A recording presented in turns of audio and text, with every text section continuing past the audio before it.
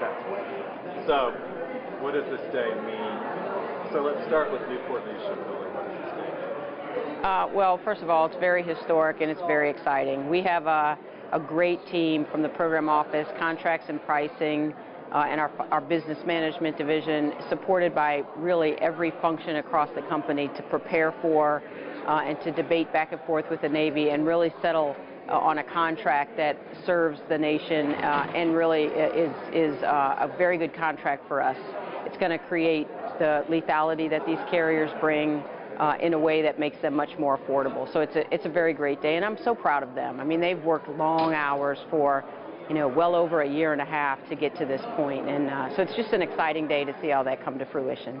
So what does it mean? Because it means a lot to the shipyard, but what does it mean to the Navy? The Navy's been very clear that they're working to get back to a 12-carrier fleet to support the 355-ship Navy.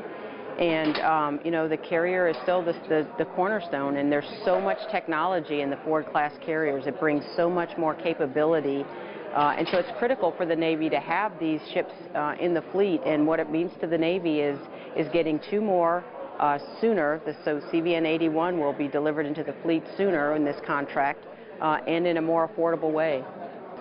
So the part of the real advantage of the two-ship contract with the closer centers is driving stability into not just the Newport News workforce, but really when you think about 2,000 suppliers across the nation, they're great suppliers, and they range from very large companies to small manufacturing plants that are sometimes the biggest company in a community.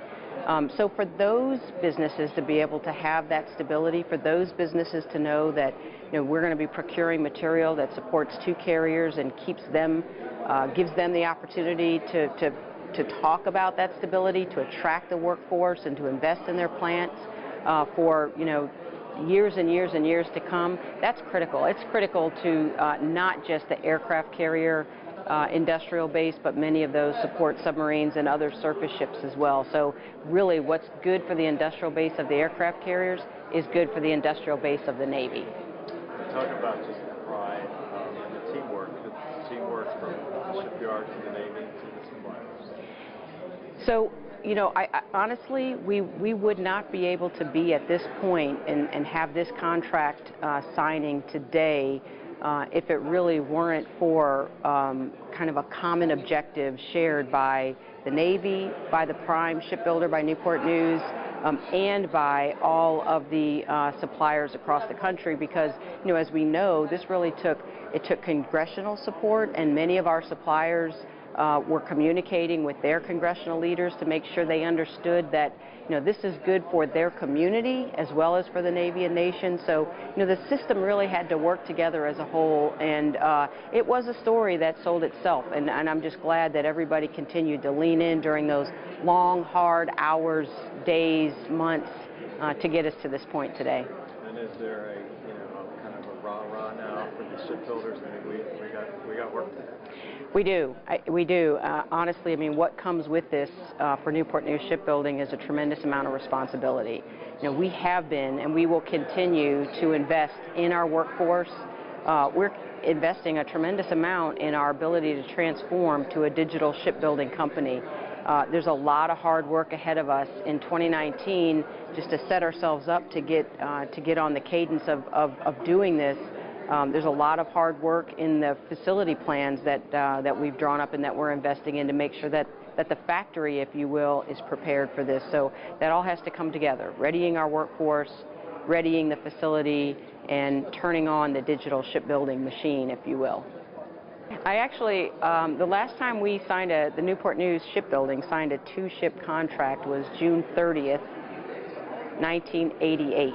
So I had been at the company for not quite a year, and I was in my first engineering department, actually at an off-site building that was, kind of uptown, not even in the yard. So to be honest, I was not aware at all that was happening. I was literally an entry-level employee, but I ended up being a construction superintendent on the Stennis and on the Truman, and so it was very exciting to, well, I had no role at the beginning of that effort, it's very exciting to know that I was actually part of the construction of those two ships. And that's a nice connection to where I am today. So I'm very proud of our team, and I'm really looking forward to us proving that we're going to be successful in executing this contract.